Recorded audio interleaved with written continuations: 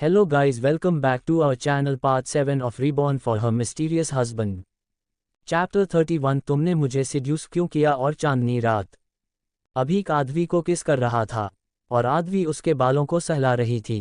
थोड़ी देर बाद अभीक आदवी को फ्री करके उसको बिस्तर पर लिटा देता है। आदवी अब अपना हाथ बढ़ा के अभीक के सीने पर रख लेती है और उसकी शर्ट के बटन खोलने लगती है। अभी चुपचाप अब आदवी की हरकतों को देख रहा था। हाँ, लेकिन उसके लिए अभी कंट्रोल करना मुश्किल था। ऊपर से आदवी की हरकतें भी उसे और उकसने वाली थी। आदवी अभीक के शर्ट को उसकी बॉडी से अलग करके फेंक देती है और अभीक के सीने पर किस करने लगती है। तो अभीक आदवी के बालों को अपनी मुट्ठी में भर लेता है। आदवी यह देख के अभीक को देखती है तो अभीक अब उसके होंठ मुंह पर अपने होंठ रखने वाला होता है कि आदवी अपना हाथ बीच में लाके मेरा मन नहीं है, चलो ना आज सिर्फ इस चांद की रात में बैठ के प्यारी सी बातें करते हैं। अभीक, लेकिन मेरे मन को तुमने मना दिया है। वो क्या कह के वो आदवी के हाथों को अपने एक हाथ से पकड़ के पीछे उसकी पीठ पर लगा देता है। आदवी, ओम, लेकिन अब मेरा नहीं है, कह के वो खुद को अभीक से छुड़ाने लगती है। अभीक, बीवी, अगर तुम्हारा मैन नहीं था तो तुमने मुझे सिड्यूस क्यों किया। आदवी, मैंने कहा किया मैंने तो बस किस की और मुझे आपको सिड्यूस करने की कोई ज़रूरत नहीं है, आपको तो मुझे देखते ही। तभी उसे ध्यान आता है कि वो क्या बोल रही है या वो अपना। अभीक, सही कहा तुमने, तुम्हें मुझे सिड्यूस करने की क्या ज़रूरत है, तुम्हें देखते हुए ही मैं सिड्यूस हो जाता हूँ।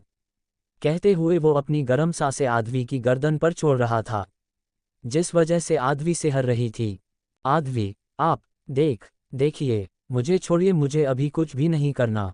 उसकी बात सुन के अभी उसको देखते हुए उसे छोड़ देता है। आदवी यह देख के हैरानी से उसको देखती है और उठने लगता है तो आदवी अभीक को पीछे से गले लगाते हुए, प्लीज़ नाराज मत होइए, वो मेरा आज मतलब मेरे पीरियड शुरू हो गए हैं। तो अभीक, तो तुम बताने में हिचकिचा क्यों रही हो।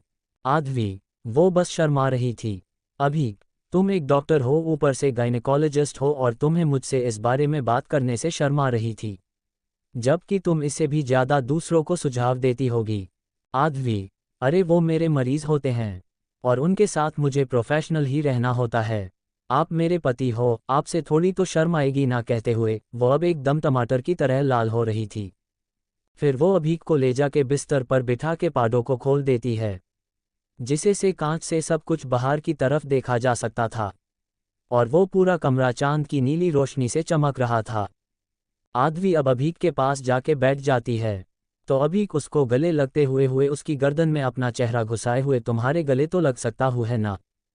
बाकी आदवी उसको अजीब तरीके से देखते हुए, मैंने आपको अपना पास आने से नहीं रोका, बस वो सब अभी मत करिए। अभीक, तो तुम मुझे उकसा क्यों रही थी। आदवी, क्योंकि मेरा मन हो रहा था आपको वैसे किस करने का, तो कर ली, इसमें मेरी क्या गलती। अब वो अभीक को कैसे समझाए कि उन लोगों की पिछले कुछ दिनों की नज़दीकियों की वजह से आदवी की डिज़ायर्स इस समय बढ़ गई थी, इसलिए तो वो इतनी बोल्ड हो गई थी, लेकिन उसने खुद को कंट्रोल किया। अभी उसको अजीब नज़रों से देखता है लेकिन कहता कुछ नहीं है। डॉट डॉट डॉट डॉट आदवी की बात समझे अभीक, कितने का होता है तुम्हारा। आदवी, 5 दिन। अभीक, क्या तुम्हें कोई चीज़ की ज़रूरत है, मतलब तुम्हारे पेट में तो दर्द नहीं हो रहा है ना। Dot dot dot dot Aadvi, majority सबको होता है लेकिन कुछ कुछ को इतना ज़्यादा नहीं होता और मुझे भी इतना नहीं हो रहा है, बस थोड़ा बहुत है और इतना तो रहता ही है। अभी उसकी बात सुन के उसके पेट को अपने हाथों से थोड़ा सहलाता है, जिसे आदवी को अच्छा लगता है। उसे इतना तो दर्द नहीं होता था क्योंकि वो अपनी डाइट का बहुत ध्यान रखती थी, लेकिन फिर भी जो थोड़ा बहुत दर्द था उससे उसको राहत मिल रही थी। अभी कब आदवी को अपनी गोद में उठा के बाहर वापस गार्डन की तरफ ले जाता है। बगीचा इस वक्त बहुत खूबसूरत लग रहा था, वहाँ तरह तरह के फूल थे जो अभी मुरझाए हुए थे, लेकिन नाइट जैस्मीन के फूल इस चांदनी रात में खिले हुए थे और उसकी महक हर तरफ बिखरी हुई थी। अभी अब आदवी को और रातरानी र के फूलों के पौधों के पास लेके वहाँ पे बिठा देता है और खुद भी उसके पीछे बैठ जाता है। वहाँ उन फूलों के बहुत से पौधे हैं, जिस वजह से कुछ फूल नीचे भी पड़े थे। आदवी उन नीचे गिरे हुए फूलों को अपने हाथ में लेके उसकी महक लेने लगती है, क्योंकि उनकी महक उसे पसंद आ रही थी। एबे मत संजना की आदवी नागिन है और इंसान ही है वो। टीयर्स ऑफ जॉय अभी भी उसके पीछे बैठा उसको देख रहा था। वो खुद ही जानता था कि वो खुद को कैसे कंट्रोल कर रहा है। उसकी अपर बॉडी पर कपड़ा नहीं था क्योंकि आदवी ने उसकी शर्ट निकल दी थी। जिस वजह से आदवी की खुली पीठ अभीक के खुले सीने से टच हो रही थी, जो कि उसका कंट्रोल खोने पर उसको मजबूर कर रही थी। वो इसलिए है अब नीचे गिरे उन फूलों को लेके आदवी के बालों को खोलकर उन्हें लगाना लगता है। आदवी यह देख के एक प्यारी सी स्माइल मुस्कुराती है तो अभी बस उसकी वो स्माइल में खो जाता है। अभीक अब धीरे धीरे आदवी का उन फूलों से श्रृंगार कर रहा था। जब वो आदवी को ऐसे देखता है तो फिर उसका मन डोलने लगता है, लेकिन फिर वो खुद को कंट्रोल करके आदवी को देखता है जो उसको देखते हुए ही शर्मा रही थी। अभीक, बीवी, अगर सच में आज मेरा तुम्हारे पास आना मना ना होता ना तो मैं कसम से तुम्हें पूरा का पूरा खा जाता। ... ए कह के वो आदवी के गाल को एक बार फिर से काटता है। ... आदवी उसको गुरते हुए में खाने की चीज हुई क्या? ... अभीक, तुम तो प्यार करने की... आदवी, क्या? ...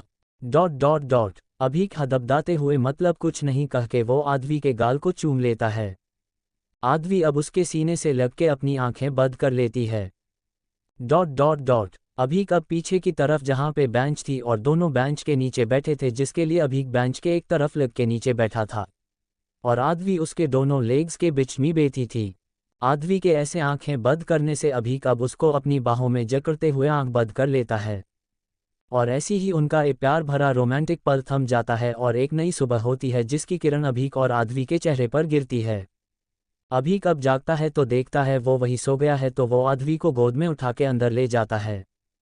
वो आदवी को बाथरूम में छोड़ के तुम फ्रेश हो जाओ, मैं दूसरे बाथरूम में जाके फ्रेश होके हम दोनों के लिए ब्रेकफास्ट बना देता हूँ।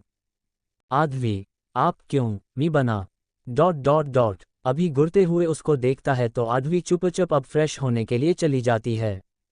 थोड़ी देर बाद आदवी नीचे डाइनिंग टेबल पर अभीक की गोद में बैठी थी और अभीक उसको अपने हाथों से खाना खिला रहा था।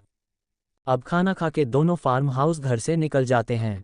कार अभीक ड्राइव कर रहा था और आदवी विंडो से बाहर देख रही थी। वो बहुत खुश थी। वो अपने मन अपने और अभीक के कल रात के पलों के बारे में सोच के ही खुश हो रही थी। सच ही है कि जिस्म का मिलन जितना सुख नहीं दे जाता उतना रूह का मिलन दे जाता है। जिस्मों का मिलन तो शायद कुछ घंटे का होगा लेकिन रूह का तो जन्मों जन्म का होता है। ... यही सब सोचते हुए वो अपने दिल पर हाथ रखती है। ... जो सिर्फ अभीक का ही नाम ले रहा था, उसको पता था कि वो अभीक के लिए भावनाएं रखती है। ... और वो इस जन्म से नहीं उस जन्म से थी, मतलब वो उस जन्म से अभीक से प्यार करती थी, बस उस बार बोल नहीं पाई थी।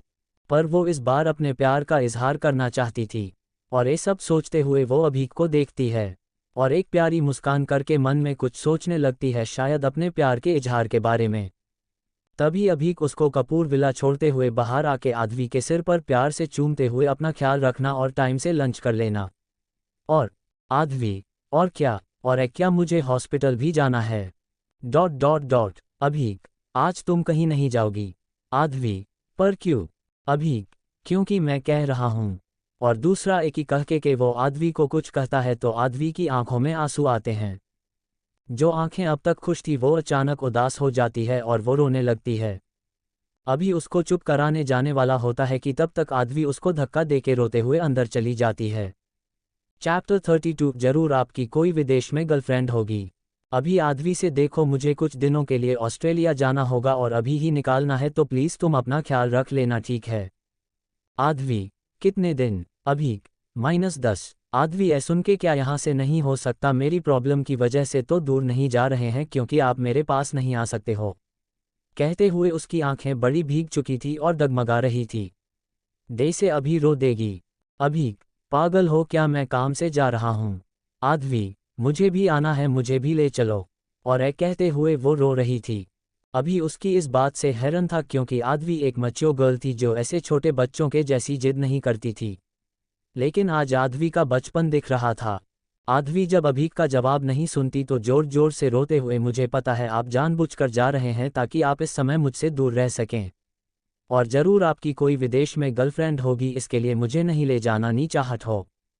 अभी तो बस हैरानी से आदवी को देखे जा रहा था जो पता नहीं क्या क्या बक रही थी। अभीक को अब कौन समझाए कि उसकी पत्नी का मूड स्विंग हो रहा है। भले ही आदवी समझदार थी लेकिन ओवरथिंक भी तो थी। अभी भी उसके पीछे पीछे जाता है क्योंकि आदवी से ज़्यादा उसके लिए कुछ जरूरी नहीं था। आदवी अब अंदर आके अब अपने कमरे में जाने की बजाय रितिका जी के कमरे में जाती है जहां वो कुछ चीज़ देख रही थी। आदवी रितिका जी के पास जाके उनके गले लगते हुए सिसकने लगती है। रितिका जी आदवी के ऐसे अचानक खुद के गले लगाने से चौंक जाती है, लेकिन आदवी के रोने की आवाज़ से वो होश में आके क्या हुआ बच्चा, ऐसे तुम क्यों? तभी अभी जो उसके पीछे था उसने उसको अपनी माँ के कमरे में जाता हुआ एक देख लिया था। वो वहाँ आके रितिका जी से वो मुझे कुछ दिनों के लिए बाहर जा रहा हूँ तो इसलिए वो रो रही है कहते हुए वो आदवी के पास आ गया था। आदवी उसकी बात सुन के एकदम से थोड़े दिन पूरे 10 दिन के लिए बाहर जा रहे हैं और मुझे भी नहीं ले जा रहे। जब मैंने कहा तो जरूर इनका वहाँ कहीं अफेयर चल रहा है। उसकी ऐसी बात सुन के अभी कब गुस्से में मैं बस चुप हो जाऊं। कुछ भी बोल रही हो, काम से जा रहा हूँ, शहद गम नहीं जो तुम्हें लेके जाओ, कह के वो जद से आदवी को रितिका जी से अलग करके अपनी गोद में उठा के अपने कमरे में ले जाने लगता है। आखिरी उसे खुद को छुड़ाते हुए, छोड़िए मुझे नहीं रहना आपके साथ, जाइए आप अपनी विदेश वाली गर्लफ्रेंड के पास, कह के वो मुंह फूला लेती है जिसमें वो बहुत क्यूट लग रही थी। अभीक को अब उसको ऐसे देख के हंसी आ जाती है पर वो हंसता नहीं है। वही रितिका जी उन दोनों को ऐसे देख के क्या था आए और चले गए और फिर उन्हें उन दोनों की बातें याद करके हंसी आ जाती है और वो खुद ऐसे ही मेरे बच्चों को खुश रखना भगवान। वही आदवी कमरे में अभीक से छूटने के लिए कसमसा रही थी।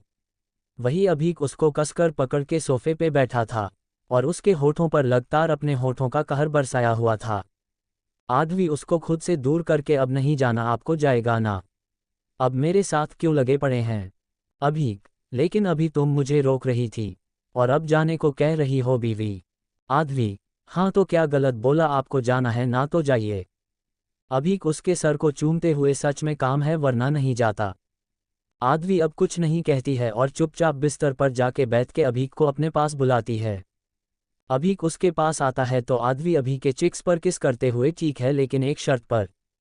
अभीक, कैसी शर्त? आदवी उसको अपने पास इशारे से बुला के कान में कुछ कहती है। अभी उसको घुरते हुए, ठीक है, मेरे आने के बाद सब लोग निकलेंगे अब खुश बस। आदवी अभीक को कसके गले लगते हुए बहुत ज्यादा खुश कह के वो अभीक के पूरे चेहरे को प्यार से चूमते हुए, जल्दी आना, काम पूरा करके और अपना ख्याल रखना।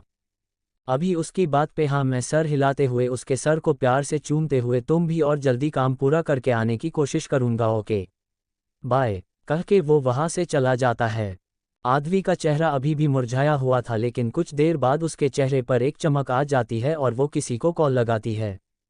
वहीं दूसरे तरफ एयरपोर्ट पर एक फ्लाइट लैंड करती है जहां से एक लड़की बाहर आती है जिसने ब्लैक कलर की शॉर्ट सी ड्रेस पहन थी जिसमें उसका फिगर साफ दिख रहा था, जो उसके लुक को हॉट बना रहा था। वो अब बड़ी अदा से एयरपोर्ट से बाहर आती है कि तभी उसके सामने एक गाड़ी रुकती है जिसमें से एक हैंडसम सा लड़का बाहर आता है और उस लड़की की तरफ बढ़ जाता है और उसके पास का वेलकम बैक रूपाली उस लड़के के होठों पर किस करके, थैंक्स बेब।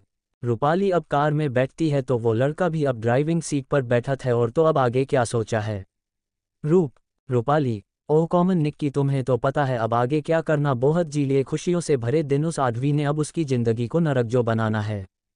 निक्की, जिसका असली नाम केविन गुप्ता था लेकिन सब उसको निक्की बुलाते थे, अभी एक अमीर बाप की औलाद थी जो बड़ी हुई थी, जो पूरे दिन बस ड्रग्स, लड़की और दारू के नशे में धुत रहने वालों में से था। लेकिन रूपाली के सामने वो कुछ और होता, और ऐसा क्यों था वो बाद में पता चलेगा। निक्की, लेकिन तुम्हें नहीं लगता कि तुम उसका मतलब वो द ग्रेट अभीक कपूर की वाइफ है, कोई अरी गैरी नहीं जिसे तुम नुकसान पहुंचा सको। और सुना है अभीक कपूर अपनी बीवी से बहुत प्यार करता है। उसकी बात सुन के रूपाली की पकड़ अपनी सीट पर कस जाती है और वो निक्की को घुरते हुए, प्यार माय फुट, उस लड़की के नसीब में किसकी नफरत भी अपने अलावा ना आने दूँ, और रही बात अभी की तो उसको मैं अपना बना के रहूंगी, फिर मुझे कुछ भी करना क्यों ना पड़े। निक्की कार रोक के, लेकिन तुम तो मुझसे प्यार करती हो ना रूपाली, बेशक बेब, अभी कोई पूछने वाली बात है, अभीक को तुम ही सिर्फ पैसे के लिए पाना चाहती हूँ। हाँ तुम्हारे पास भी है, लेकिन अभीक एक बिजनेसमैन है, उसका पूरी दुनिया में नाम है, सोचो उसकी बीवी बनकर मैं कितनी ऐश करूँगी और रहूंगी, तो मैं तुम्हारे पास ही, चिंता मत करो। और फिर वो हंसने लगती है। निक्की उसको देखते हुए मन में, तुम मुझसे प्यार करो ना करो, मैं तो तुमसे प्यार नहीं करता, क्योंकि तुम्हारे साथ तो मैं सिर्फ तुम्हारी बॉडी के लिए हूँ और मुझे अपनी करतूतें तुम मुझे छोड़ ना दो इसलिए छुपानी पड़ती है। वरना आजकल ऐसी हॉट लड़की फ्री में कहाँ मिलती है, कह के वो अंदर ही अंदर पगलों की तरह हंस रहा था, जीज रूपाली का मजाक बन रहा हो।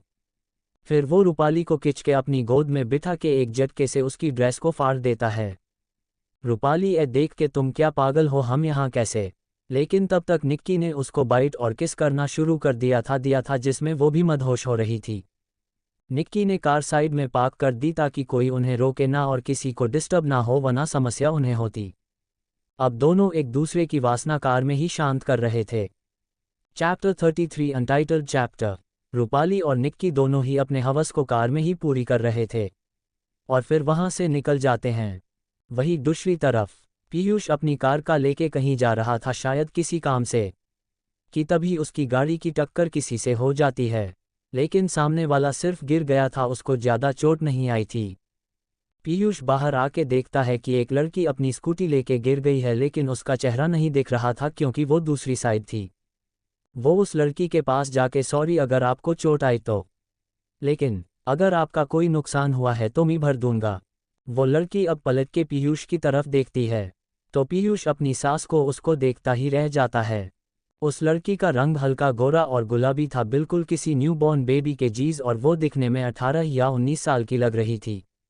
उसके लंबे बाल जिनको उसने आधा क्लूचर से बांधा हुआ था, और आगे के थोड़े बाल छोटे थे जो उसके चेहरे के जितने थे, जो उसके चेहरे पर आ रहे थे।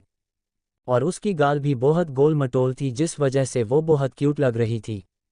पीयूष तो उसको देख के ही अपना दिल हार बैठा था। वो लड़की खड़ी होके, ठीक है आपको माफ़ी मंगाने की ज़रूरत नहीं है, वो आज मेरे ऑफिस में मेरा पहला दिन था इसलिए जल्दी में थी और मैंने गलत साइड ले ली, कह के वो अपनी स्कूटी को खड़ा करके वहाँ से निकल जाती है। और पीयूष तो बस चुपचाप उसको देख रहा था। फिर वो भी अपने होश में आके अपनी मंजिल के लिए निकल जाता है। वहीं दूसरी तरफ सनशाइन कैफ़े। आदवी उस कैफ़े में एक जगह किसी का इंतजार कर रही थी, तभी कोई आके उसकी आंखों पर अपने हाथ रख देता है। आदवी ये महसूस करके, सौम्या, सौम्या क्या दीदी आप हर बार मुझे पहचान जाती हो? आदवी उसकी बात सुन के उसको अपने आगे करके अपने सामने बिठा देती है और फिर उसको देखते हुए, क्योंकि तूने अब तक अपना परफ्यूम चेंज नहीं किया, जिस वजह से मैं तुझे पहचान लेती हूँ, समझी? सौम्या उसकी बात पे मुस्कुरा देती है। तो वो आदवी से, क्या आपने मुझे ऐसे क्यों बुलाया? आदवी, पहले बता घर पे सब कैसे है, सब ठीक तो है? सौम्या, हाँ सब ठीक है, लेकिन आपको बहुत याद करते हैं, आप तो अब घर भी नहीं आते हो। आदवी, क्या करूँ, अगर वहाँ आओगी तो मुझे माँ की याद आएगी और उसे जगह देख के फिर से वही सब होगा। सौम्या, लेकिन आप माँ पापा से मिल सकते हो ना? आदवी, हाँ उनसे मुझे मैं ज़रूर मिलेगी, उनको मैंने इनविटेशन भी भेजा था लेकिन आए ही नहीं, और ना तुम लोग। सौम्या, हाँ आपको पता है ना, उनको ऐसी पार्टियों में जाना पसंद नहीं है और हम सब भी काम पे थे इसलिए। आदवी, ठीक है लेकिन इस बार तो तू मेरे साथ आएगी ना? सौम्या, कहा। आदवी, सरप्राइज। सौम्या उसको अजीब तरह से देखते हुए, लेकिन कहाँ जाना है और कब जाना है ताकि मुझे भी पता चले कुछ? आदवी, चिल यार मुझे पता है, तू जरूर आएगी। सौम्या उसकी बात पे मुंह बना लेती है और ऐसे ही दोनों बातें करने लगती है। सौम्या के बारे में जान लेते हैं। सौम्या पारेख आदवी के बाजू में रहती थी, मतलब पड़ोसी थी। सौम्या, उसकी बहन आन्या और आदवी तीनों अच्छे दोस्त थे। सौम्या दोनों से 5 साल छोटी थी, अभी वो 20 साल की थी। उसकी बहन की भी एक अच्छे परिवार में शादी हो गई थी। सौम्या के परिवार वाले आदवी को अपनी बेटी की तरह ही मानते थे, लेकिन अब आदवी वहां नहीं जाती थी। कपूर इंडस्ट्री। पीयूष की कार आके पार्किंग में रुकती है और वो एकदम किसी डैशिंग हीरो की तरह बाहर आता है और अपने फ्लो की तरफ बढ़ जाता है। पीयूष को देख के ही सब लड़कियां आहें भरने लगी थीं, क्योंकि पीयूष भी कुछ कम हैंडसम नहीं थे। अभी के बाहर जाने की वजह से पीयूष को ऑफिस आना पड़ा। वैसे वो ऑफिस तो आता था लेकिन कुछ समय के बाद वो निकल जाता था, लेकिन अभी अनुपस्थित था जिस वजह अब उसको ही यहाँ पे काम संभालना था। पीयूष अपने केबिन में जाकर बैठ जाता है, तभी उसके पास मैनेजर आके, सर आज ही आपके लिए नई पीए ज्वाइन की है, कहो तो बुला लूँ? पीयूष अपना हाथ हिलाता है तो मैनेजर बाहर से किसी लड़की को बुलाता है। पीयूष वक्त काफ़ी सीरियस था अपने परिवार के साथ, वो कैसा भी क्यों ना बाहर वो हमेशा सख्त ही रहता था और काम के वक्त तो सारे भाई अभीक दे से ही रहते थे। थोड़ी देर में ही एक लड़की की प्यारी से आवाज़ आती है जो उसके केबिन के अंदर आने के लिए परमिशन ले रही थी। पीयूष उस लड़की की आवाज़ सुन के थोड़ी हैरान होता है लेकिन कहता कुछ नहीं है। वो लड़की अंदर आके उसको अपना सर नीचे करके गुड मॉर्निंग विश करती है, और जीज ही वो सामने पीयूष को देखती है तो हल्का कान पर जाती है और अपने मन में, ए तो सुबह वाले हैं, मतलब कार वाले, मतलब जिनसे टक्कर हुई थे, ए मेरे बॉस है, प्लीज़ अबे अपना हर्जाना ना ले मुझसे, वैसे मुझे पता है हम दोनों में से कोई नुकसान नहीं हुआ था, फिर भी कह के वो थोड़ी घबरा रही थी। पीयूष जो अपनी गहरी नज़रों से उस लड़की को देखते हुए अपनी सख्त आवाज़ में तुम्हारा नाम, तो वो लड़की थोड़ी सी डर जाती है लेकिन फिर थोड़ा कंट्रोल करके आरोही चौधरी। पीयूष मन में आरोही, नाइस नेम पीयूष, ठीक, तुम जाके अपने केबिन में बैठ सकते हो, ज़रूरती होगी तो बुला लूँगा और दूसरा काम तुम्हें मेरा मैनेजर बता देगा। आरोही को आरूही बुलाएगे। ठीक है। आरू अब अपना सिर हिलाते हुए जल्दी से वहाँ से जलती है। उसके जाने के बाद पीयूष, सच कहते हैं लोग, किस्मत जब मिल लाने पर आती है तो कहीं से भी ढूंढ ही लेती है बहाने। सोचते हुए उसके चेहरे पर मुस्कान थी जो बता रही थी कि भाई बकरा प्यार में पड़ गया है। कुछ देर बाद आरोही पीयूष की केबिन के दरवाजे के पास आके उसके दरवाजे को नॉक करते हुए परमिशन मांगती है। अंदर से कमिंग की आवाज़ आती है। आरोही धीमे से दरवाज़ा खोल के अंदर जाती है और पीयूष के सामने खड़ी होकर उसको उसके शेड्यूल के बारे में बताने लगती है। आरोही पूरा शेड्यूल बता के पीयूष को देखती है जो एक तक उसको ही देख रहा था। देख के वो थोड़ा असहज महसूस करती है। वो पीयूष से, सर। पीयूष तुरंत होश में आके, ठीक है। तो आरोही अब वहाँ से जाने लगती है तो पीयूष, अब उसको अपना पास रोकने के लिए मुझे कॉफ़ी चाहिए। आरोही उसकी बात सुन के पलट के उसकी तरफ देख के अपना सिर हिलाते हुए वहाँ से चली जाती है। उसको पीयूष थोड़ा अजीब लगता है लेकिन फिर वो अपना सर झटकते हुई चली जाती है। थोड़ी देर में वो कॉफ़ी लेक पीयूष को देती है और वहाँ से जाने लगती है तो पीयूष उसको रोकते हुए, मैंने तुमसे जाने के लिए कहा। आरोही ना में सर हिला देती है। पीयूष, फिर आरोही, सॉरी सर, आगे से ध्यान रखूंगी। पीयूष, अच्छा, कह के वो कॉफ़ी के मग को उठा के पीने लगता है और अभी वो आरोही को एक तक देख रहा था जिसकी वो थोड़ी सी अनकंफर्टेबल भी हो रही थी। अब चलो आरोही के बारे में भी जान लेते हैं। आरोही वर्मा, मासूमसा एक दिल, उम्र -19 साल, अभी मिडिल क्लास फैमिली से आती है। अभी अपने कॉलेज के दूसरे साल में है लेकिन कॉलेज के साथ साथ नौकरी भी करती है। इनके परिवार में इनके माँ बाप और इनके दादा और दादी कुल 5 लोग रहते हैं।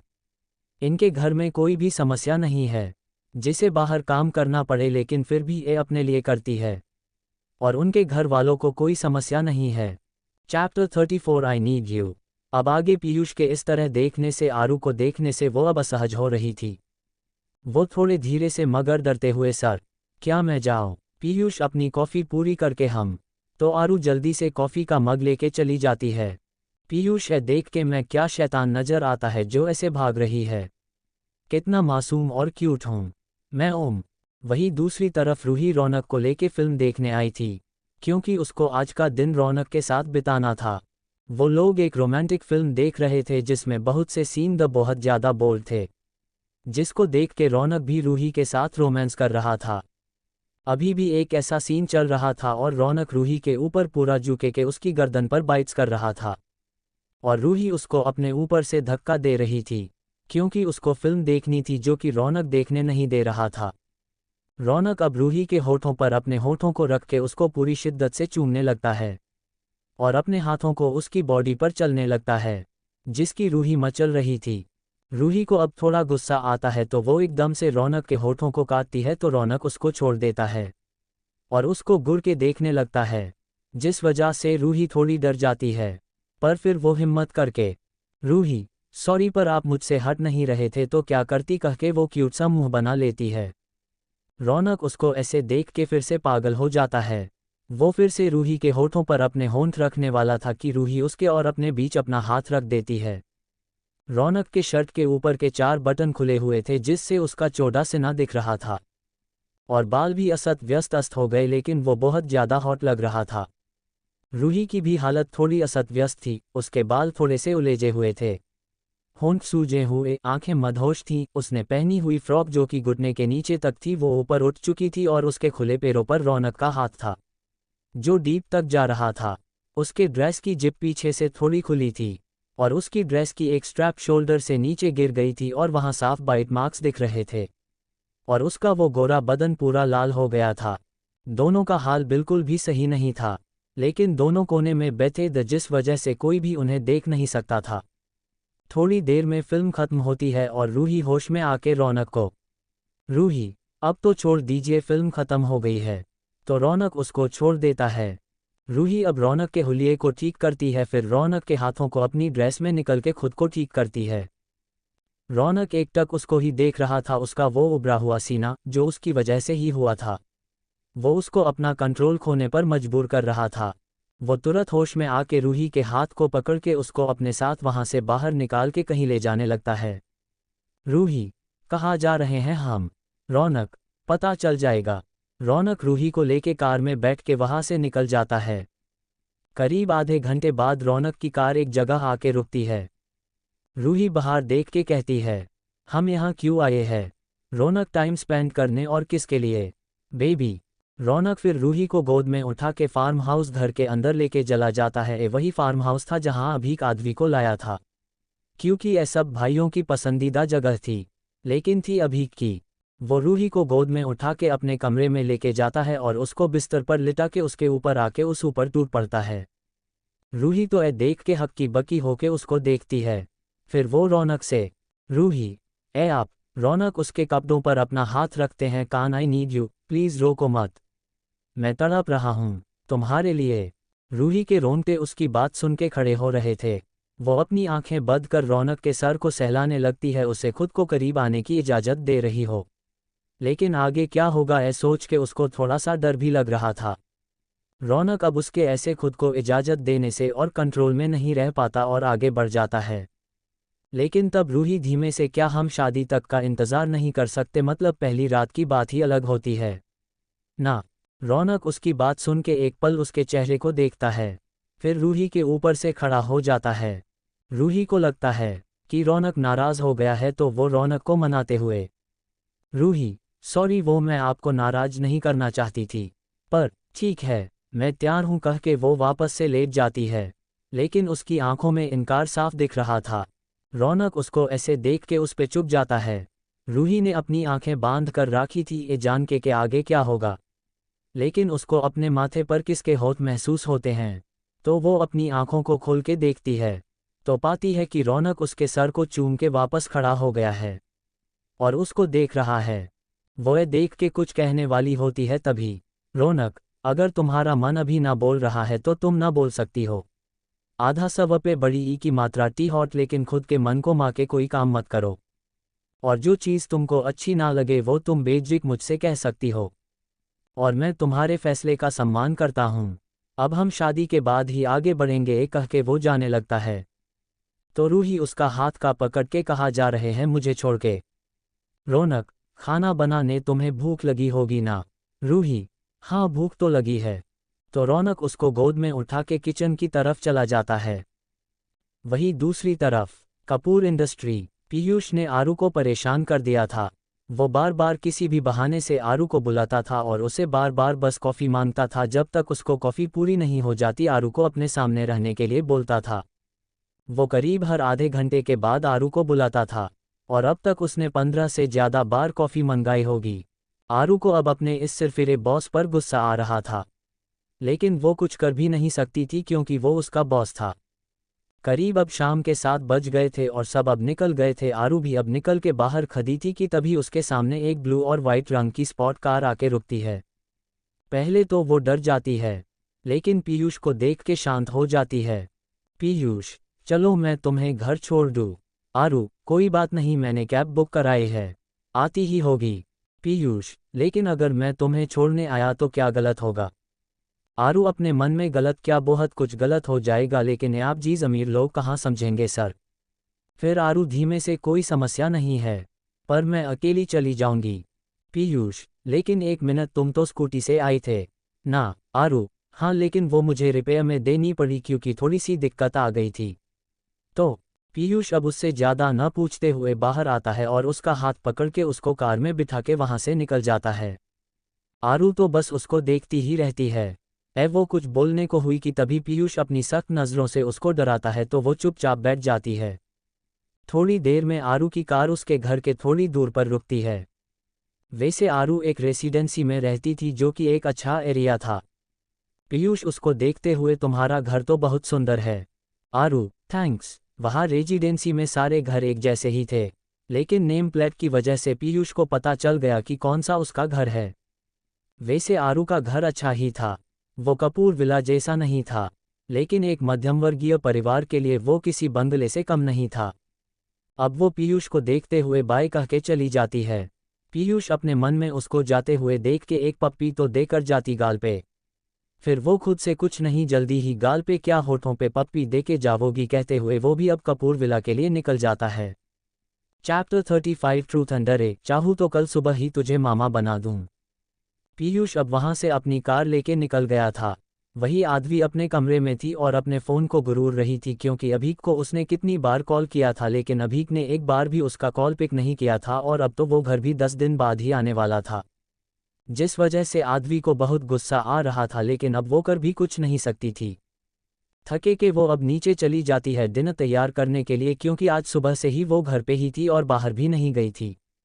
वो नीचे आके देखती है कि सब लोग सोफे पर पड़े हैं, वो भी आधे टट, जिस वजह से उसकी हंसी छूट जाती है क्योंकि उसको पता था सब काम से आए हैं इसलिए थक के ऐसे कहीं भी कोने में पड़े हैं। वो सब के पास जाके लगता है सब मजदूर बहुत थक गए हैं। पीयूष उसकी बात सुनते हैं, हाँ भाभी प्लीज़ अब जल्दी से अपने इन प्यारे प्यारे हाथों से खाना बना के खिला दीजिए वरना भाई आ गए तो आपको बनाने भी नहीं देंगे। आदवी पीयूष की बात सुन के, लेकिन वो तो अब 10 दिन बाद ही आएंगे ना, ये कहते हुए वो बहुत उदास हो गई थी। पीयूष उसका मूड ठीक करने के लिए, आप भी क्या सैद हो रहे हो, जाओ जल्दी से हम मजदूरों के लिए टेस्टी टेस्टी खाना बनाओ, बहुत भूख लगी है। मैं अभी फ्रेश होके आता हूँ, बाकी सबका तो पता नहीं लेकिन मुझे तो बहुत भूख लगी है। आदवी उसकी बात सुनते हुए वहाँ से डिनर तैयार करने चली जाती है। थोड़ी देर बाद सब डिनर करने बैठे थी और डिनर कर रहे थे। आदवी भी आज बहुत दिनों बाद सबके साथ डिनर कर रही थी जिस वजह से वो बहुत खुश नजर आ रही थी। ऐसा नहीं था कि उसको अभीक के साथ खाना अच्छा नहीं लगता था, लेकिन आदवी उसके साथ वैसे बोर हो जाती है।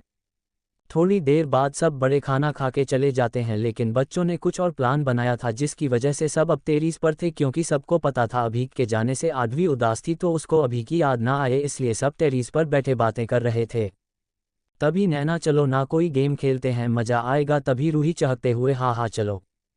रौनक और विराट भी अपनी वालियों के लिए यहाँ पे थे क्योंकि उनको इन सब में दिलचस्पी नहीं थी, लेकिन रूही और नैना के लिए दोनों दूर एक साथ खड़े थे और कुछ बातें कर रहे थे। तभी जानकी उनके पास आके, चलो आप भी हमारे साथ गेम खेलो। रौनक, तुम्हें पता है मुझे इन सब चीज़ों में दिलचस्पी नहीं है। जानकी, रूही भा, मेरा मतलब रूही भी खेल रही है भाई, और थोड़ा सा विराट की तरफ देखते हुए दी भी, फिर वो इनको आई विंक करके चली जाती है। वही वो दोनों एक दूसरे को तरफ देखते हैं और उन लोगों की तरफ बढ़ जाते हैं। वही उन लोगों ने गाड़े बिछा दिए थे और सब गोल करके बैठ गए थे, वो दोनों भी रूही और नैना के पास आके बैठ जाते हैं। वो ट्रूथ एंड डेयर गेम खेल रहे जिसका नियम ये था कि अगर कोई जीत जाता है तो वो सामने वाले से कोई भी बात मनवा सकता है और अगर हार जाता है तो सामने वाला उसे अपनी एक बार मनवाएगा। नियमों को और गेम को सबको समझने के बाद अब वो लोग गेम खेलना शुरू कर देते हैं। पीयूष एक तकिया ले आया था जिसको एक दूसरे को पास करना था और जिसका वक्त म्यूजिक रुका और जिसका पास तकिया होगा उसका नंबर आएगा।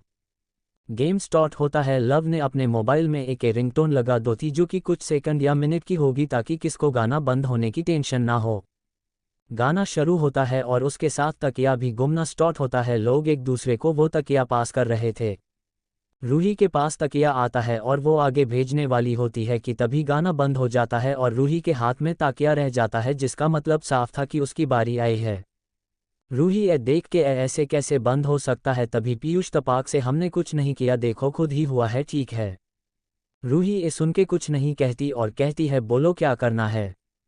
पीयूष, तुम ट्रूथ चुनती हो कि डरे? तो रूही उसका जवाब देते हुए, मैं डरे चुनती हूँ।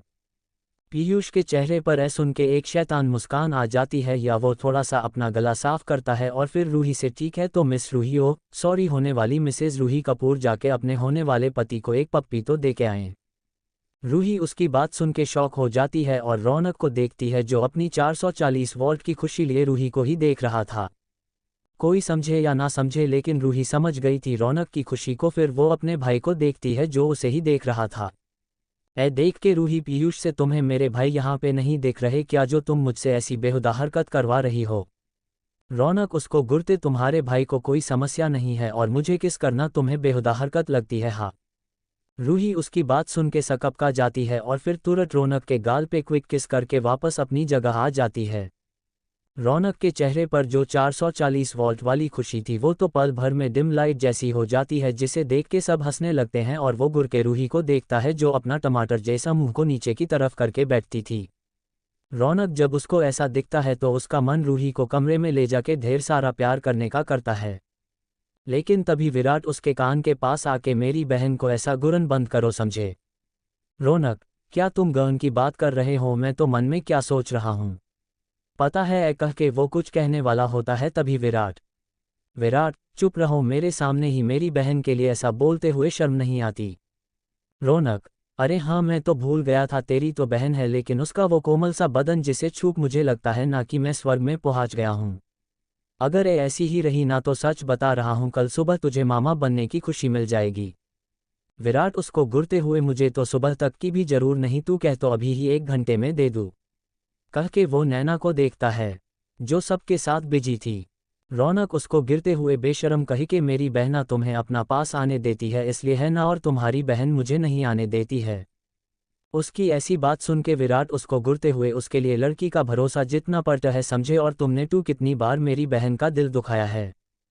रौनक उसकी बात सुन के कुछ नहीं कहता और चुपचाप वापस से सामने देखने लगता है। अब वो तकिया लव के पास आके रुका था। लाओ, मुझे टर्च चूज करना है क्योंकि मुझे पता है आप लोग कोई उल्टा सीधा ही डरे दोगे। तो उसकी बात सुन के जानकी, ठीक है तो आपसे सवाल पूछती हूँ, ठीक है उत्तर देना, आप चीटिंग मत करना वरना पिट जाओगे। जॉकी, तो बताएं आपकी कोई गर्लफ्रेंड बनी वहाँ पे या फिर वहाँ पे भी सिंगल ही रहे? लाओ, नहीं बनी कोई गर्लफ्रेंड, अब बस खुश। जानकी उसकी बात सुन के, क्या यार आप लोग कितने बोरिंग हो, आपसे तो सवाल पूछना ही बेकार है। अब फिर से गेम शुरू हो जाता है और इस बार तकिया आदवी के पास आके रुकता है कि तभी। चैप्टर 36, तुम्हें नहीं पसंद जब मैं तुम्हारे अंदर। आदवी की बारी आ गई थी अब, लेकिन वो कुछ बोलती थी उससे पहले ही उसका फ़ोन बजता है। वो अपना फ़ोन देखती है जिसे अभी कॉल कर रहा था। देख के वो सबको देखती है जो उसे कॉल उठाकर बात करने के लिए कह रहे थे। आदवी अब फ़ोन उठा के वहाँ से थोड़ी दूर एक कोने में जाके खड़ी होके जाती थी जहाँ हल्का हल्का अंधेरा था और वो सब वापस अपने गेम में बिजी हो जाते हैं। आदवी फ़ोन उठा के कान पे लगा के हेलो बोलती है तो सामने से एक सखाट आवाज़ आती है जो उसको कह रही थी कि फ़ोन उठाने में इतना समय लगता है। उसकी बात सुन के आदवी मुंह बनाते हुए, अरे सबके साथ थी तो थोड़ा तो टाइम लगेगा ही ना, क्या आप भी? अभी हम खाना खाया? आदवी, हाँ आपने? अभी हम खा लिया। अब दोनों तरफ शांति पसर गई थी, दोनों को समझ नहीं आ रहा था कि वो अब क्या बोले, बस एक दूसरे की सांसों की आवाज़ सुनाई दे रही थी दोनों की। तभी आदवी, आप कॉल क्यों नहीं उठा रहे थे? मैं कब से फ़ोन कर रही थी आपको। अभी बिजी था बीवी। आदवी, इतना भी क्या बिजी होना कि बीवी का कॉल ना उठे ना सको आप। अभी, अच्छा ऐसा क्या, तुम बोलो तो अभी आ जाओ तुम्हारे पास।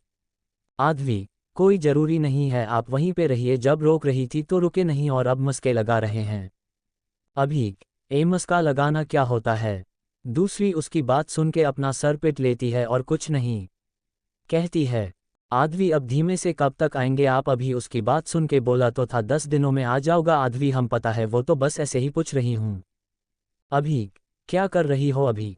आदवी, कुछ नहीं, बस सब टेरिस पर बैठे और गेम खेल रहे थे। अभी तो तुम सोई नहीं अब तक? आदवी, चली जाओगी और वैसे भी इतनी जल्दी मुझे नींद नहीं आएगी। आदवी की यह बात सुन के अभी कब थोड़ी सख्त आवाज़ में, नहीं तुम अभी नीचे जाओ और कमरे जाके मुझे वीसी करो, मैं तुम्हें सुला दूंगा। आदवी, क्या आप लोरी गाएंगे? अभी, लेकिन तुम्हें मेरी लोरी की जगह कुछ और पसंद है ना बीवी, जो तुम्हें बुरी तरह थका के सुला देता है। आदवी उसकी बात सुन के कुछ देर सोचती है फिर एकदम से, हुए कितने बेशर्म हैं आप, और मैंने कब कहा कि मुझे वो सब कुछ पसंद है? हाँ, मुझे अपनी तरह समझ है क्या? अभी, मतलब तुम्हें नहीं पसंद जब मैं तुम्हारे अंदर। वो आगे कुछ बोलता उससे पहले ही आदवी उसको रोकते हुए, कुछ बोल रहे हैं आप? शर्म नाम की तो कोई चीज़ है हाय नहीं आप में युमा। अभी, शर्मा मैं करूँगा तो तुम क्या करोगे बीवी, अब जा रही हो या नहीं? आदवी अब चुपके से नीचे आ जाती है और अपने कमरे में जैक बिस्तर पर बैठ जाती है और अभीक को, आदवी, लो आ गई, बोलिए अब। अभीक कॉल कर देता है तो थोड़ी देर अपने फ़ोन को घुर के देखती है, लेकिन अचानक उसके टैब पर अभी का वीडियो कॉल आता है। तो वो जज से जाके कॉल पिक करती है तो सामने उसको अपना पति दिखता है, जिसको देखकर उसके चेहरे पर मुस्कान आ जाती है। वो अब बिस्तर पर टेक लगा के आदवी एक ताकिया अपनी गोद में लेके टैब को तकिए के सहारे रख के अपने हाथों से अपने चेहरे को सहारा देते हुए अभीक को देखने लगती है, जहां अभी बालकनी में बैठा अपने हाथ में टैब लेके आदवी को ही देख रहा था और उसके दूसरे हाथ में शराब का गिलास और सिगरेट थी। आदवी ए देख के उस पर गुस्सा होते हुए, ए आप क्या लेके बैठे हैं? हाँ। अभीक, क्या? आदवी, ए आपके दूसरे हाथ में क्या है? अभीक अब अपने दूसरे हाथ में देख के तिरछी स्माइल देते हुए ओह अच्छा ए कह के वो शराब ग्लास को अपने होठों से लगा के पी लेता है और फिर उसके उसी हाथ में सिगरेट पकड़ के एक कश लेके वो जिस सोफे पर बैठा था उसके ऊपर अपना सर थोड़ा टेढ़ा करके उसके किनारे अपना सिर टीका देता है और धुआं ऊपर की तरफ छोड़ने लगता है। और ऊपर से उसने अपने ऊपरी शरीर पर कुछ भी नहीं पहना था। वो जिस तरह की पोजीशन में था उसमें कोई भी लड़की जरूर अपना दिल हार बैठती, लेकिन आदवी ने उसको ऐसे देख के अपना मुंह फेर लिया था, क्योंकि उसे नशा करने वाले लोग पसंद नहीं थे और यहाँ तो उसका पति ही नशा कर रहा था और उसको दिखा रहा था। आदवी ए देख के साइड से ही मुंह सुकुडेट हुए, यही सब दिखाने के लिए मुझे वीडियो कॉल की है? हाँ। अभी उसको ऐसे देखते हुए व्यंग्यात्मक तरीके से हंसते हुए, क्यों मैं नहीं कर सकता? आदवी, आप अभी के अभी सिगरेट छोड़ रहे हो या नहीं? वना, हाँ आप जब आएंगे ना तब मैं आपको बिल्कुल भी अपने पास नहीं आने दूंगा, समझे आप? फिर बैठे रहना अपनी शराब और सिगरेट के साथ। अभी तुम नहीं हो इसीलिए तो इनसे काम चला रहा हो बीवी, वरना तुम होती तो इस ठंडी शराब की जगह तुम्हारे वो ठंडे होठ होते जिन पे मैं अपने जलते होठ रख के उसका रस पी रहा होता बीवी, और इस सिगरेट को चला के अपने होठों से लगाने की जगह तुम्हारे बदन को गर्म करके अपने होठों को सेक रहा होता मैं, समझी तुम? आदवी, जो अब उसकी बात इंटरेस्ट के साथ सुन रही थी, वो जब उसकी पूरी बात सुनती है तो उसका पूरा चेहरा लाल हो जाता है और वो अभी के अब सामने भी नहीं देख रही थी, बस अपनी नज़र नीचे की हुई अपने आप में सिमटी हुई थी। लेकिन अभी उसको एक तक अपनी लालच भरी नज़रों से देख रहा था, क्योंकि वो तो वैसे भी वाइल्ड होता और शराब के नशे की वजह से उसकी आंखें और लिस्टी देख रही थी, जिसकी वजह आदवी अपने आप में सिमटी हुई थी। आदवी उसकी वो लालच भरी नज़रों से ऐसी सिमटी हुई थी कि जीज अभी सच में उसके साथ है और वो उसके सब कर रहा है। आदवी, अब धीमे से प्लीज़ ऐसे देखना बंद करेंगे आप?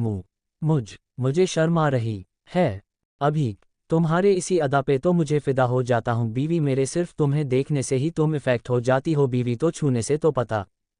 आदवी अब उसकी बात सुनती उसे पहले ही टैब को अपने सीने से लगा देती है ताकि उसको अभी को ऐसी बात करते हुए फेस ना करना पड़े, लेकिन वो तो भूल गई कि उसने क्या हरकत कर दी। अभी उसको यह हरकत देख के बीवी, वो टैब है मेरा चेहरा नहीं जो तुम उसको अपने सीने से लगा रही हो, तुम्हें पता है ना तुमको सिर्फ मुझे अपने सीने से लगाने की छुट्टी है, किसी और चीज़ को नहीं। आदवी अब टैब को अपने सीने अलग करके अभी को देखते हुए बिस्तर पर लेट जाती है और अभी को देखती है जो उसको ही अपनी नशीली आंखों से देख रहा था। ये देख के आदवी, लेकिन इसमें दिख तो आप ही रह रहे हैं ना, तो मैंने इनडायरेक्टली रूप से आपको ही गले लगाया, ऐसा हुआ है ना? चलो अब आप सो जाइए और मुझको भी सोने दीजिए। अभी सैड फेस सिगरेट का कश लेते हुए, लेकिन तुम्हें तो नींद नहीं आ रही थी ना? आदवी, हाँ लेकिन अब आ रही है। अभी, तो किसने मना किया है, सो जाओ। आदवी, आप कॉल रखेंगे तब ना? अभी, सॉरी बीवी वो तो नहीं होगा, तुम ऐसे ही सो जाओ। आदवी अब उससे ज़्यादा बहस नहीं करती, क्योंकि उसे पता था कि अभी के सामने उसकी नहीं चलेगी, तो वो अपनी आंख बंद कर लेती है। अभी जब उसको अपनी आंखें बंद करता हुआ दिखता है तो वो भी उठ के बिस्तर पर चला जाता है और टेक लगा के टैब को एक तरफ रख के उस तरफ लेट के आदवी की तरफ देखते हुए वो भी अपनी आंखें धीमे से बंद कर देता है। थोड़ी देर में आदवी आंखें खोलकर अभीक को देखती है, जिसने आंखें बंद कर रखी थी, तो वो अब प्यार भरी नज़रों से अभीक को देखती हुए टैब पर से ही अभीक को किस करके गुड नाइट विश करती है कि तभी अभीक अपनी आंखें खोल देता है, जिसे आदवी चौंक के देखती है और झट से अपनी आंखें बंद कर देती है। अभीक, करना है तो यहाँ करो कह के वो अपने होठ को टैब के पास लाता है, तो आदवी अपनी आंखें खोल के उसको देखती है। दोनों अब एक दूसरे को देख रहे थे, दोनों की आंखों में एक दूसरे के लिए तड़प साफ दिख रही थी। चैप्टर 37, तुम मुझे गरम कर रही हो उसका क्या? आदवी और अभी एक दूसरे को तड़प भरी नज़रों से देख रहे थे कि तभी आदवी एकदम से उठ के अब अभी को देखती है। अभी कब आदवी से व्हाट? आदवी अब उसकी तरफ देख के अपने सूट पर से अपना दुपट्टा हटा के साइड में फेंक देती है और फिर अपना सूट भी उतार देती है और वैसे ही लेट जाती है और अपनी आंखें बंद कर लेती है। वहाँ वो तो शांति से सो जाने का नाटक करने लगती है, लेकिन अभीक की हालत उसने और ख़राब कर दी थी। अभीक उसको देखते हुए अभी कपड़े पहनो वरना कहते हुए उसकी पूरी सांसें ऊपर नीचे हो रही थी जैसे वो खुद को कंट्रोल कर रहा हो। आदवी उसको ऐसे देखते हुए, नहीं मुझे गर्मी लग रही है। अभीक, लेकिन यहाँ तुम मुझे गर्म कर रही हो, उसका क्या? आदवी, मैंने कब आपको गर्म किया है बताइए, मैं तो यहाँ हूँ और आप वहाँ पे फिर से कैसे आपको गर्म कर सकती हैं हूँ। अभीक, अनजान मत बनो बीवी, वरना जितना अभी तड़पावोगी तुम मुझे कई ज़्यादा तुमसे वसूल कर लूँगा मैं, फिर मत कहना कि प्लीज़ छोड़ दीजिए। आदवी, मैं ऐसा कुछ नहीं कहती और ना मैं आपको अपने पास आने दूंगी। जब पास ही नहीं आने दूंगी तो कैसे आप मुझे सज़ा देंगे? कह के वो अपनी जिब अभीक को दिखती है, जिसे देख के अभीक जो मुश्किल से खुदा को कंट्रोल कर रहा था वो अब वहाँ से खड़ा होकर बालकनी में चला जाता है वापस और वहाँ जाकर फिर से शराब को पीने लगता है। देख के आदवी, आप फिर से शराब पीने लगे, मुकिए उसे और जाके सो जाइए। अभीक, तुम्हारी वजह से ही पी रहा हूँ। आदवी, मेरी वजह से? अभीक, और नहीं तो क्या तुम मुझे तड़पा रही हो और अभी मेरी तड़प सिर्फ बुझा सकती है, कह के वो अपने हाथ में पकड़े शराब के गिलास को हाथ में दिखाता है। आदवी अब खुद को कंबल से कवर करते हुए भी अभी को प्यार से संजाती है। आदवी, देखिए मैंने खुद को कवर कर लिया, अब जाके सो जाइए प्लीज़ और मुझे भी सोने दीजिए। अभी उसको देखाता है जो कंबल में डूब की किसी छोटी बच्ची से ही कम नहीं लग रही थी। उसको देख वो थोड़ी सी टेडी स्माइल करता है और वो ग्लास खाली करके बेड पर लेट जाता है। आदवी यह देख के राहत की सांस लेती है और वो भी वैसे ही लेट जाती है, लेकिन इस बार अभीक को देख रही थी जो सो था। देख के वो भी अब अपनी आंखें बंद कर देती है। सुबह के करीब 6 बजे आदवी की नींद खुलती है। वो अब टैब की तरफ देखती है जहां वीडियो कॉल कर चुका था, लेकिन अभीक का एक मैसेज पड़ा हुआ था जिसमें उसने उसको गुड मॉर्निंग विश किया था और उसको टाइम से खाना खाने के लिए बोला था और अपना ध्यान रखने के लिए भी। आदवी के चेहरे पर ये देख के छोटी सी मुस्कान आ जाती है। फिर वो रात के अपने और अभी की उस प्यारी सी नोक झोंक को याद करती है। अब वो उठ के फ्रेश होने के लिए चली जाती है। फिर वो फ्रेश होके नीचे की तरफ चली जाती है और नाश्ता करके सब अपने अपने काम के लिए निकल जाते हैं। आदवी भी अस्पताल के लिए निकल गई थी क्योंकि वो घर नहीं बैठ सकती थी। वही जानकी जो अपने कॉलेज के लिए अपनी कार लेके निकली थी कि रास्ते में ही उसके सामने एक काले रंग की कार आके रुकती है, जिसे देख के वो जोर से ब्रेक लगाती है और कार से बाहर आके सामने वाले को कुछ बोलने वाली होती है कि कार में बैठे इंसान को देखकर चुप हो जाती है। कार में बैठा इंसान अब अपनी कार से बाहर आके जानकी के सामने जाके खड़ा हो जाता है और उससे, तुम अकेली कहाँ जा रही हो डॉल? जानकी, कॉलेज जा रही थी, लेकिन आप ऐसे बीच में क्यों आ गए? अभी हमारी टक्कर हो जाती है तो हम दोनों साथ साथ ऊपर पहुंच जाते और वहां हमें गरम तेल में फिर फ्राई किया जाता। राघव, तुम्हारे साथ तो मैं कहीं भी चला जाऊं, कह के वो जानकी की तरफ बढ़ने लगता है। जानकी जो उसके ऐसे बोलने से ना समझ पे बड़ी ई की मात्रा में राघव को देख रही थी और वो जब राघव को अपने पास आता देखती है तो पीछे जाने लगती है। राघव अब जानकी की तरफ बढ़ रहा था और जानकी उससे दूर जा रही थी। जानकी अब पीछे हटते हटते कार के डोर से सट जाती है और अपनी मासूम नज़रों से राघव को देखने लगती है।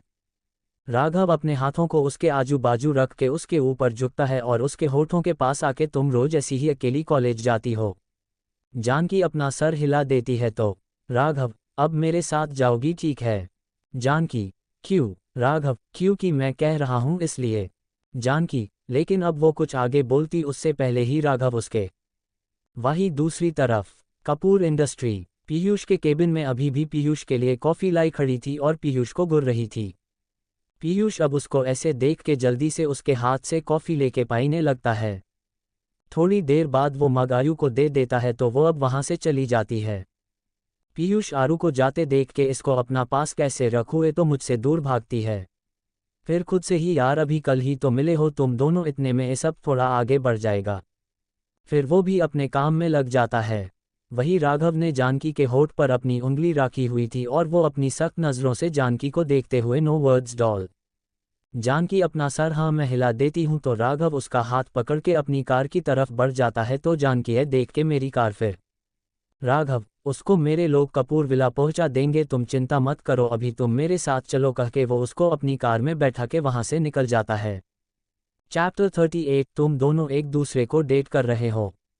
राघव अब जानकी को लेके निकल चुका था और जानकी की कार को उसने अपने बॉडीगार्ड के माध्यम से कपूर विला पहुंचा दिया था।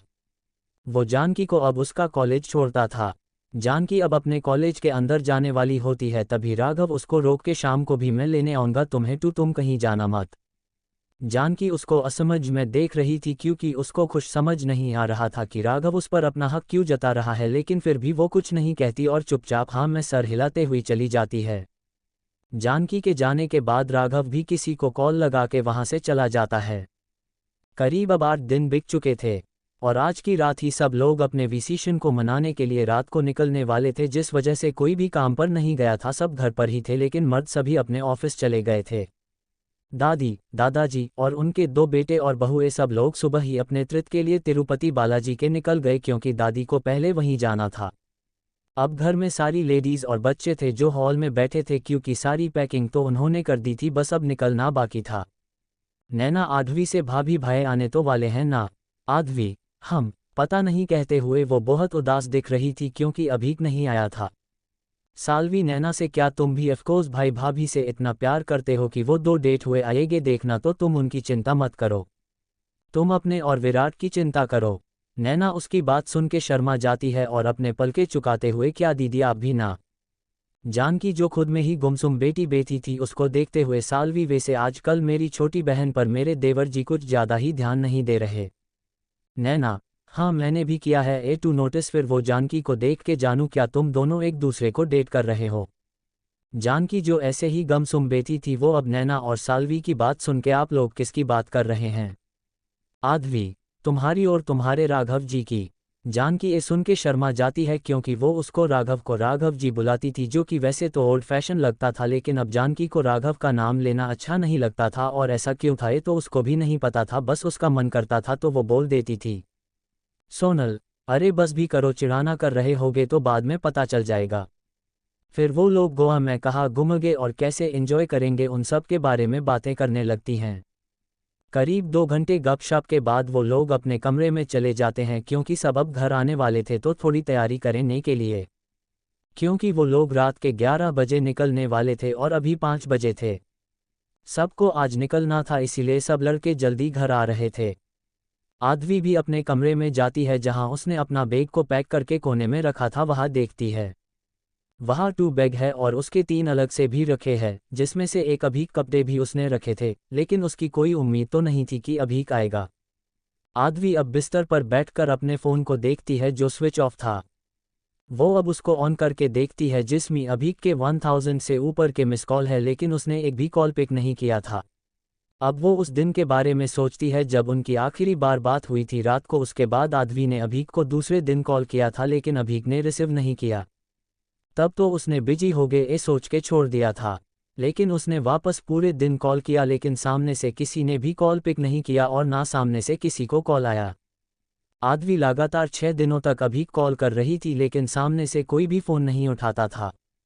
उसने निखिल को भी कितनी बार कॉल करके पूछा होगा, लेकिन हर बार उसको निराशा मिलती है क्योंकि निखिल भी उसको अभीक के बिजी होने के बारे में ही बोलता था। करीब 7 दिन मतलब कल सुबह उसने अभीक को सुबह कॉल किया था और कॉल पिक भी हो गया था, लेकिन सामने से किसी लड़की की आवाज़ सुनकर उसका दिल जोरों से धड़कने लगा था। वो लड़की अब सामने से बड़ी घमंडी आवाज़ में उसको हेलो बोलती है, तो आधवी भी अब उसी टोन में, हेलो और तुम कौन हो जो मेरे पति का फ़ोन लेके बैठी हो, और हो कौन तुम, तुम्हारी हिम्मत कैसे हुई मेरे पति के फ़ोन को छूने की, उन्होंने तुम्हें छूने के कैसे दिया और कहाँ है वो? सामने वाली लड़की अब वो हेलो कौन, पति किसका? पति ए मेरे बॉयफ्रेंड अभीक का फ़ोन है, समझे तो मेरे पास ही होगा ना, अगली बार मेरे अभीक के फ़ोन मत करना वरना। आधवी, वना क्या है वना की बच्ची, और तू तो बस रुक, अभी वहाँ आके तेरा मुंह तोड़ती हूँ। वो आगे कुछ बोलती उससे पहले ही कॉल कट हो जाता, मतलब उस लड़की ने कॉल कर दिया था। आधवी को रोना आने लगता है क्योंकि उसे अब अपनी बात सच साबित होती हुई दिखती है कि सच में अभीक का अफेयर तो नहीं है ना बाहर, इसलिए अब वो उसका कॉल भी नहीं उठा रहा है। वो अब पूरे दिन यही सोचती रहती है और रोती रहती है। रो के उसने अपनी आंखें भी सुजा ली थी जब भी वो फ्री होती कि उसको रोना आता और वो रोने लगती। आधवी ऐसे ही पूरे दिन निकल के रात को जब खाना खा के अपने कमरे में आई थी तब उसका फ़ोन बजता है, जिससे उसकी दिल की धड़कन बढ़ गई थी क्योंकि उसे पता लग गया था कि यह अभीक का कॉल है। वो जाके अपना फ़ोन देखती है तो सच में अभीक का ही कॉल था, लेकिन वो उठा ही रही थी कि तभी उसको सुबह वाला हादसा याद आता है और वो अपना फ़ोन लेके म्यूट करके वहाँ पे रख के अपनी आंख बंद करके बेड पे लेट जाती है। वैसे वो अभीक से बात तो करना चाहती थी और उसको पूछना भी चाहती थी, लेकिन अभी वो नाराज़ थी, इसके लिए उसने कॉल पिक नहीं किया था। वो बिस्तर पर लेट के थोड़ी देर में अपने फ़ोन को देखती है जहाँ अभीक की एक के बाद एक कॉल आती थी, लेकिन आदवी ने एक भी पिक नहीं की, बस फ़ोन को देखती रही। थोड़ी देर बाद उसको ज़्यादा रोने की वजह से नींद आ जाती है और वो सो जाती है। लेकिन अभीक के कॉल नहीं रुके थे, आदवी का फ़ोन म्यूट पर था, इसलिए फ़ोन की रिंग उसको नहीं सुनाई दे रही थी। आदवी जब सुबह उठ के अपना फ़ोन चेक करती है जिसमें रात से लेकर अभी तक अभीक के मिस कॉल शो हो रहे थे जो अभी ही 3 घंटे पहले रुके, लेकिन वापस उसके फ़ोन पर अभी का फ़ोन आने लगता है तो अब अपने फ़ोन को ही स्विच ऑफ कर देती है जो उसने अभी ऑन किया था और अभीक के मिस कॉल देखे थे, लेकिन वो फिर भी अभीक को कॉल नहीं करती थी और नीचे चली जाती है।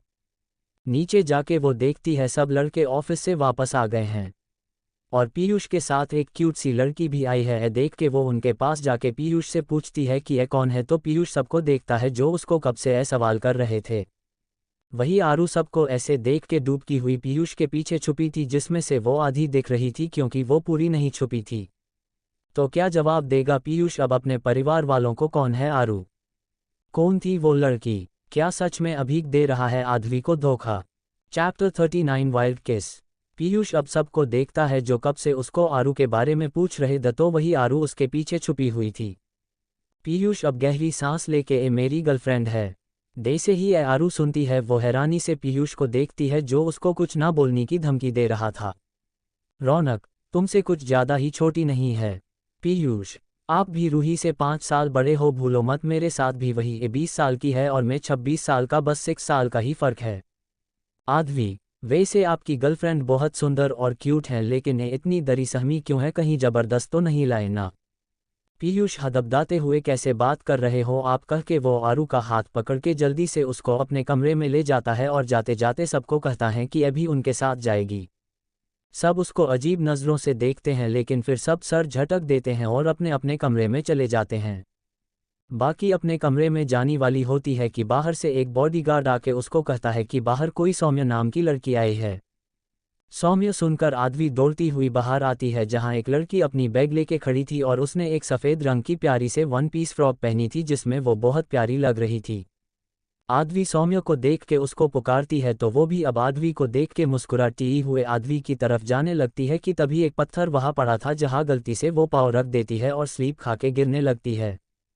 वो गिरने से डर से अपनी आंखें बंद कर देती है। आदवी भी उसको गिरते हुए देख के जल्दी से उसकी ओर भागती है, तभी सौम्य किसी की बाहों में आ जाती है और गिरने से बच जाती है, लेकिन उसने अपनी आंखें अब तक बंद रखी थी। जब उसको लगता है कि वो गिरी नहीं है तो वो धीरे से अपनी आंखें खोलती है और तब तक आदवी भी आ गई थी। सौम्य जैसी ही आंखें खोल के देखती है उसको एक गंभीर चेहरा दिखता है, लेकिन वो बहुत आकर्षक था। सौम्य उस इंसान की भूरी आंखें देखती है जो कि बहुत ही गहरी दिखती थी। वो इंसान भी सौम्य की काली आंखों में देख रहा था जहां मासूमियत उबर उबर के झलक रही थी। वो इंसान अब सौम्य को ठीक से खड़ा करता है, लेकिन उसके कमर को नहीं छोड़ता है जिसको उसने टाइट पकड़ रखा हुआ था, लेकिन फिर होश में आके वो उसको सीधा खड़ा करके छोड़ देता है। सौम्य खुद के पैरों पर खड़ी होके होश में आती है और आदवी जो जोर जोर से सांसें ले रही थी क्योंकि वो दौड़ के आई थी, वो अब नॉर्मल होके, अच्छा हुआ लव तुमने सोम को बचा लिया वरना उसको चोट लग जाती है। लव आदवी से इट्स ओके भाभी, फिर वो वहां से जाने वाला होता है कि तभी सोम मतलब सौम्य उसको रोकते हुए धीमी आवाज में धन्यवाद कहती है। लव उसको कोई जवाब नहीं देता और अंदर चला जाता है। सौम्य देख के मुंह बनाती है और आदवी को गले लगा लेती है। आदवी भी उसको वापस गले लगाती है और उसको लेके घर के अंदर चली जाती है।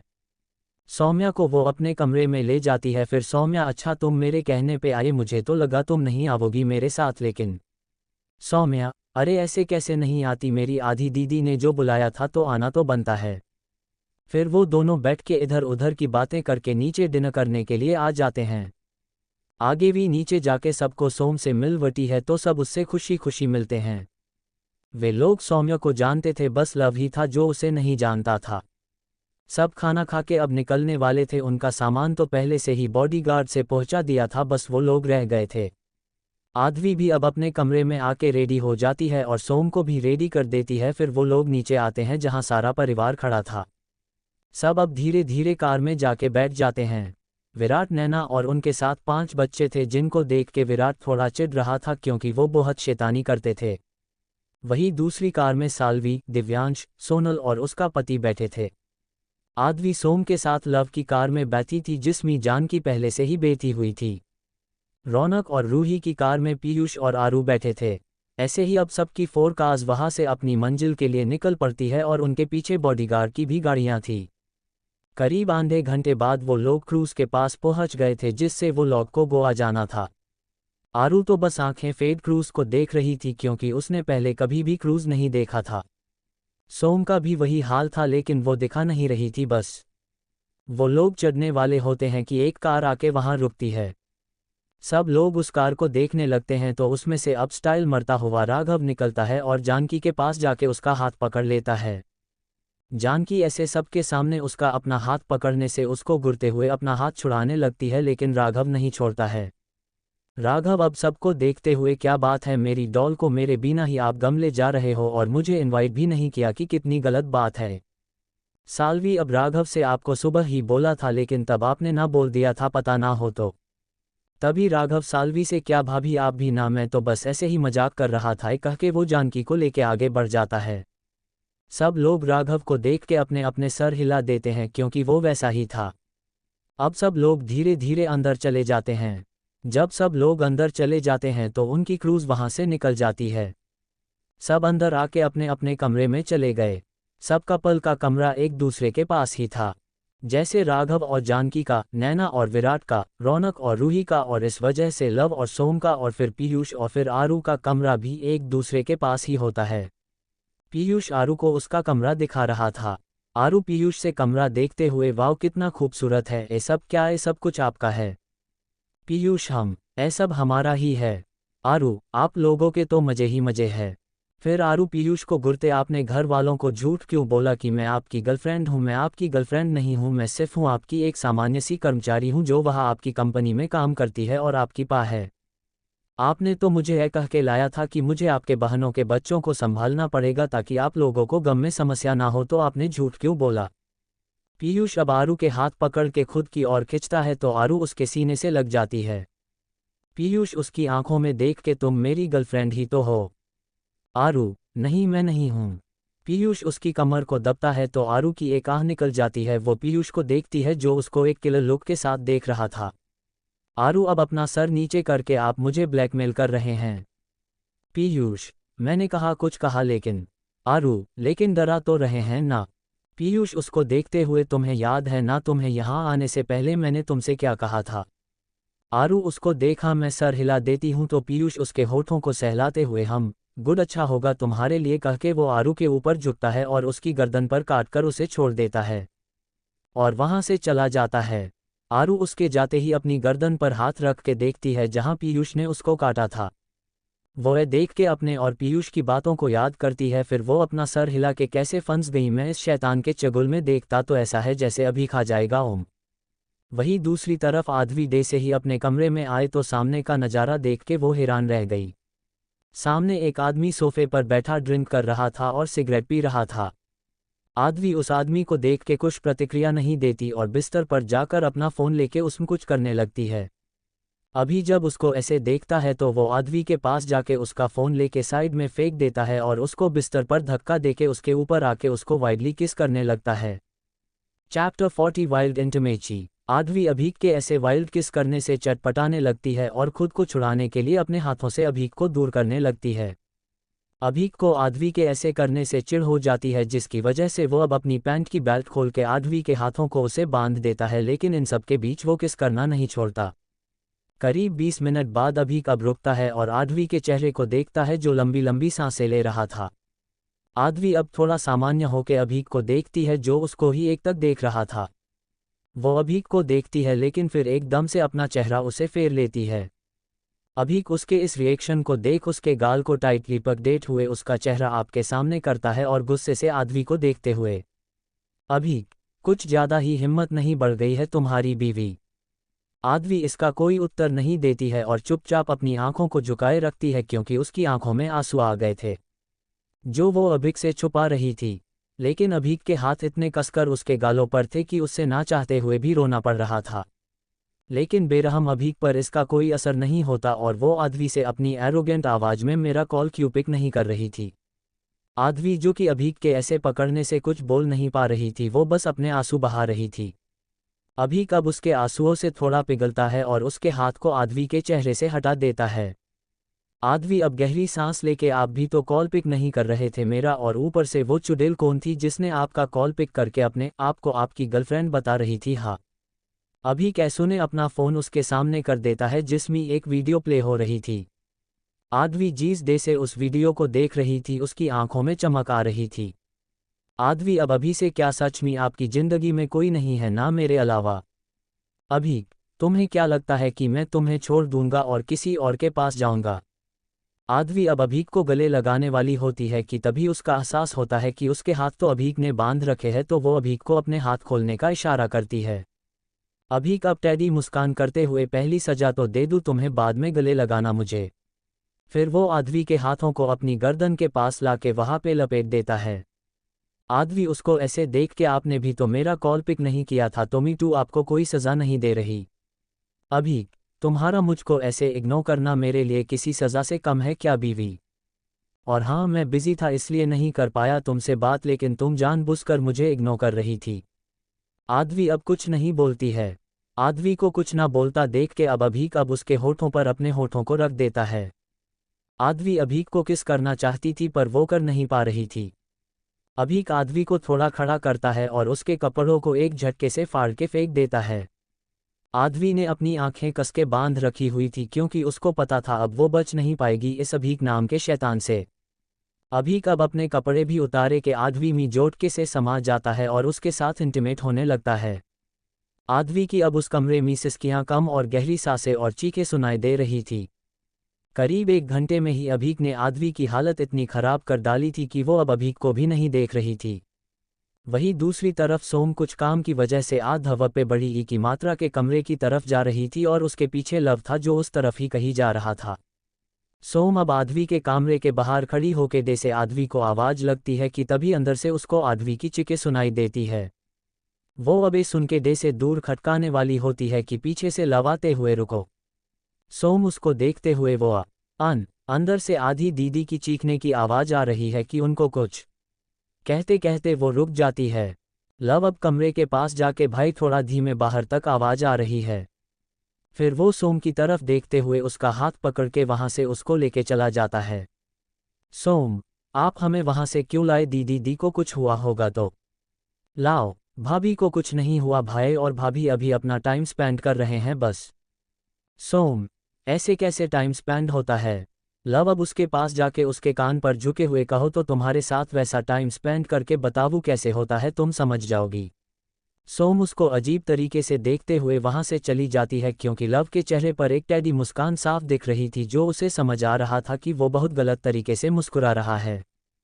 सोम का चेहरा अब थोड़ा लाल हो गया था क्योंकि अब उसको कुछ कुछ बातें समझ आ गई थी। अब वो वहां से दौड़ते हुई चली जाती है क्योंकि उसको बहुत शर्म आ रही थी। वही लव वो खुद को हैरान होते हुए देखता है क्योंकि वो कभी लड़की को आंखें उठाकर नहीं देखता था, वो आज एक लड़की से ऐसी कैसी बात कर गया। वो भी अपना सर झटकते हुए वहां से चला जाता है। वही अभीक आदवी को बाथरूम में ले आया था और वहां भी वो उसको अपनी रूडनेस दिखा रहा था। आदवी को इस इंटिमेची से उनकी आखिरी वाली मुलाकात याद आ जाती है जब वो लोग उनके पिछले जन्म में करीब आए थे। करीब 3 बजे तक अभीक ने आदवी को अपनी रूडनेस दिखाई थी। उसने अब आदवी को छोड़ दिया था। आदवी अब बिस्तर पर लेटी लेटी अभीक को ही देख रही थी जो सोफे पर बैठा अपनी सिगरेट फूंक रहा था। आदवी की तो हालात भी नहीं थी कि वो अभीक को जाके रोके।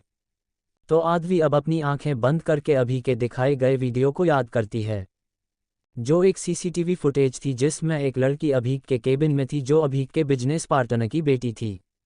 उसके बारे में अभीक ने ही उसे बताया था कि वो उसके बिजनेस पार्टनर की बेटी है। वही वो अकेली थी अभीक के केबिन में क्योंकि अभीक और उसके पापा दोनों किसी चीज़ पर चर्चा करने के लिए मीटिंग रूम में थे और अभी का फ़ोन उसने केबिन में ही छोड़ दिया था। सच कहे तो अभीक ने अपने फ़ोन को पिछले 5 दिनों से हाथ नहीं लगाया था क्योंकि वो काम में बहुत ज़्यादा बिजी हो गया था। वो लड़की करीब होगी 18 या 19 साल की, चीज़ वजह से वो अभीक केबिन में बैठी थी। उसका नाम मोना था। जब से लड़की ने अभीक को देखा था टैब से अभीक को पाने के बारे में सोचने लगी थी और इसमें वह भी भूल गई थी कि अभीक उससे 12 या 13 साल बड़ा है और उसकी शादी भी हो गई है। वैसे उसको अभीक के शादी के बारे में पता नहीं था, लेकिन वह अभीक का फ़ोन देख के वो खुश हो गई थी और वो खोल के उसको ओपन करती है। वॉलपेपर पर आदवी और अभीक की फ़ोटो थी जो उनके उस दिन की थी जब वो दोनों अपना टाइम स्पेंड करने के लिए यॉट पर गए थे। उसमें वो सुबह वाली फ़ोटो थी जो आदवी ने खींची थी जब दोनों एक एक कंबल में लिपटे हुए थे। अभीक का चौड़ा सीना साफ दिख रहा था और वही आदवी पूरी कंबल से ढकी हुई थी, बस उसका चेहरा ही दिख रहा था जो अभीक के गाल पर किस कर रहा था। देख के तो मोना के दिल में तो जैसे आग ही लग गई थी। वो फ़ोन को खोलने का प्रयास करती है लेकिन फ़ोन नहीं खुलता और तभी आदवी का कॉल आता है। आदवी का कॉल अभीक ने बीवी करके सेव किया था, जिसे मोना को समझ आ जाता है कि यह जरूर अभीक की पत्नी का ही कॉल होगा और वो फिर वो कॉल पिक करके आदवी को वो सब बोल देती है। लेकिन जैसी ही आदवी यहाँ आने की बात करती है तो वो डर के कॉल काट देती है, क्योंकि वो बच्ची ही थी ना और आदवी की धमकी से सच में डर गई थी कि कहीं आदवी सच में यहाँ आ ना जाए। वही मीटिंग में बैठे अभीक को अपनी वॉच से पता लग गया था उसकी गैर मौजूदगी में किसी ने उसके फ़ोन को हाथ लगाया है, तो वहाँ से उठ के अपने केबिन जाता है जहाँ कोई नहीं था। जब वो केबिन में जाके देखता है तो देखता है कि वहाँ कोई नहीं है, तो वो अपना फ़ोन लेके ओपन करता है जहाँ आदवी की प्यारी सी फ़ोटो देख के उसके चेहरे पर थोड़ी सी मुस्कान आ जाती है। केबिन में कोई नहीं था क्योंकि मोना वहाँ से भाग गई थी डर की वजह से कि कहीं सच में आदवी आना जाए और उसे बेइज्जत करके वहाँ से निकाल ना दे और उसको कुछ बोले ना, और ऐसे तो अभी को भी फिर उसकी करतूत के बारे में पता चल जाएगा। अभी कब अपना फ़ोन लेके तुरंत अपने केबिन का सीसीटीवी ऑन करके देखता है कि किसने उसके फ़ोन को टच किया है। तो वही मोना की हरकत देख के उसको गुस्सा आता है और वो तुरंत वहाँ से मोना के पापा के पास जाके उनसे सारे डील्स कैंसिल करके अपनी बेटी को सही से रखने की धमकी देके आता है। वो मोना को कुछ नहीं करता क्योंकि उसको समझ आ रहा था कि मोना अभी टीनेज की उम्र में है तो ऐसा होता है, लेकिन वो अपनी बीवी को चोट पहुंचाने वाले को छोड़ भी नहीं सकता था ना, भले ही मोना ने इतना भी खास क्यों ना किया हो। और उस वक्त से ही अभीक अपने सारे काम एक तरफ करके आदवी को कॉल लगा रहा था ताकि आदवी की गलतफहमी दूर कर सके, लेकिन वो थी कि कॉल ही नहीं पिक कर रही थी। To be continued. Thanks for watching and subscribe for listening next chapters of reborn for her mysterious husband.